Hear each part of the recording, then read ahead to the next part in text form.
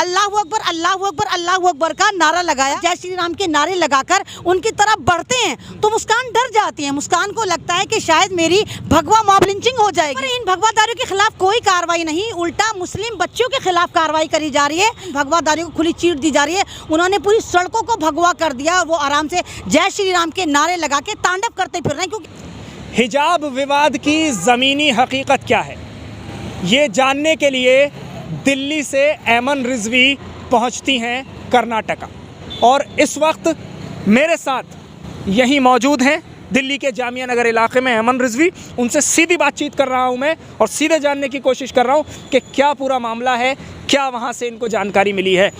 सबसे पहले आपसे सीधा सवाल, क्या वहाँ ज़मीनी हकीकत है हिजाब विवाद की? पूरा आपने जाके पूरा ग्राउंड पे चेक किया है, ज़रा बताइए। अस्सलाम वालेकुम तमाम व्यूअर्स को जो मुझे इस चैनल पे सुन रहे हैं। मैं 10 तारीख में यहाँ से गई हूँ और मेरी जो फ़्लाइट थी वो मैंने सीधी फ़्लाइट मैंगलोर की पकड़ी, क्योंकि मैंगलोर के पास एक उडुपी जगह है, उडुपी इलाका है जहाँ पर छठी क्लास से लेकर 12th क्लास तक की बच्चियाँ, स्कूल की बच्चियाँ जो हैं, गवर्नमेंट स्कूल की बच्चियाँ, वो प्रोटेस्ट कर रही हैं इस बात पे कि हमें दुपट्टा ओढ़ने दिया जाए, यानी हिजाब अबाया ओढ़ने दिया जाए। और वो उनका कहना ये है कि पहले उनको इस वाली बात की कि वो स्कूल में अपना सर कवर करके आ सकती थी, लेकिन अब पता ही ना मालूम क्या हुआ कि 4 महीने से उनको टारगेट करा जा रहा है और कहा जा रहा है कि आप सर पर दुपट्टा नहीं ओढ़कर आएंगी।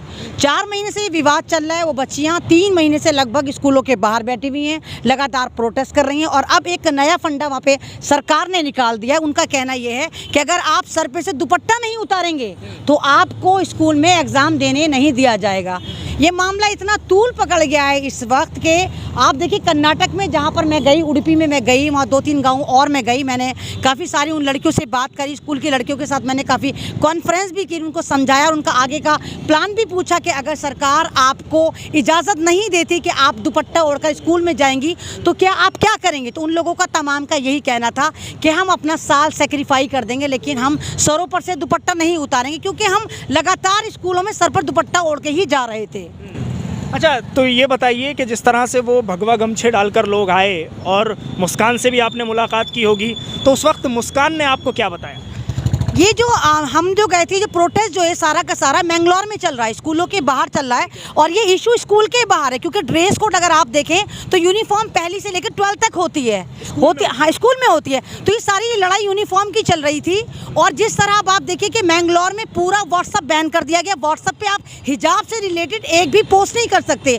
मैंने खुद मैंगलोर में उडुपी की सड़कें देखी जहाँ पर तमाम की तमाम सड़कों पर भगवा झंडे लगा दिए गए हैं और टोटल वहाँ भगवागिरी चल रही है और बहुत एक डर की राजनीति चल रही है। मैंगलोर जाकर मुझे पता चला, क्योंकि मैं मुस्कान को भी मैंगलोर की समझ रही थी, मुझे लगा कि मुस्कान जो है वो स्कूल की स्टूडेंट है, लेकिन जब मुझे पता चला कि मुस्कान जो है मैंगलोर की नहीं मैसूर की है और मैसूर आता है बेंगलोर में, और मुस्कान का और बेंगलोर का जो रास्ता है वो नियर अबाउट 400 किलोमीटर दूर का है। मैं मुस्कान से मिलने बेंगलोर पहुंची, मैं मुस्कान के पास गई तो मुझे पता चला मुस्कान जो है वो 2nd ईयर की स्टूडेंट है, कॉलेज में पढ़ती हैं। जिस दिन वो कॉलेज जा रही थी तो वहाँ पर उनके कॉलेज के बाहर RSS वाले जो हैं वो प्रोटेस्ट कर रहे थे। तमाम मीडिया वहाँ पर मौजूद था। मुस्कान को नहीं पता था कि वहाँ पर किसी तरह का प्रोटेस्ट चल रहा है। मुस्कान बहुत इजीली स्कूटी पार्क करके जैसे सड़क पर आती हैं और वो भगवा गमछा लिए हुए मुस्कान को इंस्टिगेट करते हैं और जय श्री राम के नारे लगाकर उनकी तरफ बढ़ते हैं तो मुस्कान डर जाती है। मुस्कान को लगता है कि शायद मेरी भगवा मॉब लिंचिंग हो जाएगी। तो मुस्कान डरने के बाद आप मुस्कान के फेस पे देखिए डर और खौफ साफ नजर आता है।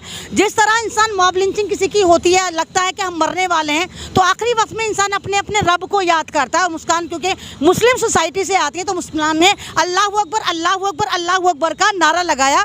उनको लगा कि अब तो ये मुझे मार देंगे, मेरी मॉब लिंचिंग कर देंगे और पहली बार किसी हिजाब में बच्चे की मॉब लिंचिंग होगी, कॉलेज स्टूडेंट की होगी। तो उन्होंने अल्लाहू अकबर करा, तमाम देखिए कवर करा और जितने भी वो मीडिया थे वहाँ पर तमाम के तमाम वो गोदी मीडिया थे, आज तक वाले थे, ABP वाले थे, जो उन भगवादारियों के साथ थे, उनकी गूंज में, उनके आतंकवाद में उनको सपोर्ट कर रहे थे।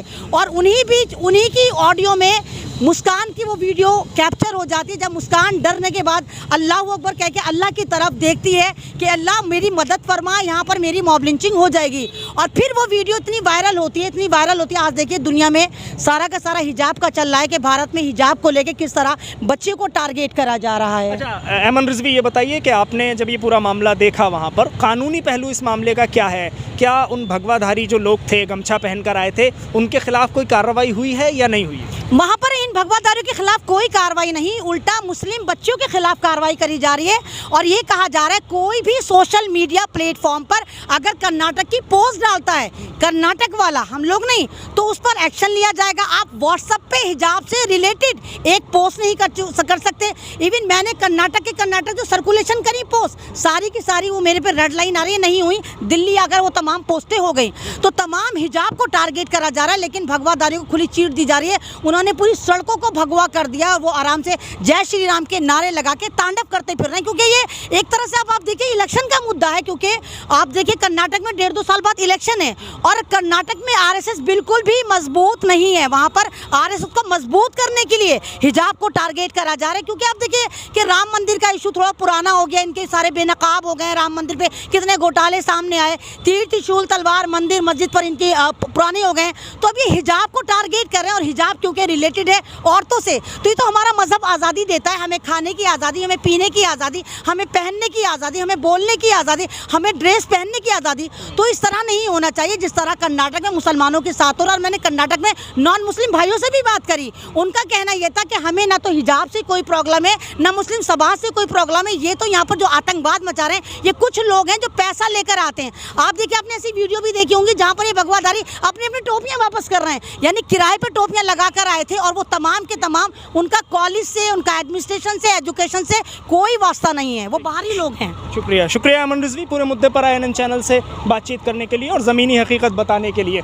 ऐमन रिजवी हमारे साथ इस वक्त मौजूद थी। उन्होंने सीधे तौर पर कहा है कि ज़मीनी हकीकत कर्नाटका की ये है कि मामला स्कूल और कॉलेजेस का है, लेकिन भगवा रंग के गमछे सड़क पर उतरते हैं, जय श्री राम के नारे भी लगते हैं, उसी का जवाब अल्लाह अकबर के नारों से दिया जाता है। मामले का ध्रुवीकरण किया जाता है और ये पूरा मामला हिजाब वर्सेस भगवा बना दिया जाता है ताकि चुनाव में इन तमाम चीज़ों की आसानी, सहूलत और फ़ायदा मिल सके।